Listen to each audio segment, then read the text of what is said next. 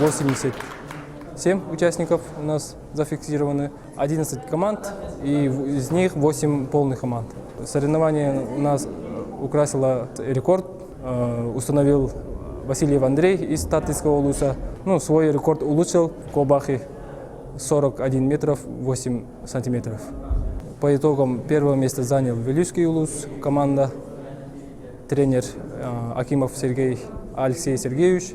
Второе место заняла Чурапчинский улус, тренер Чуркоев Иван Иванович. И третье место заняла якут номер 1. Соков Василий Викторович, тренер.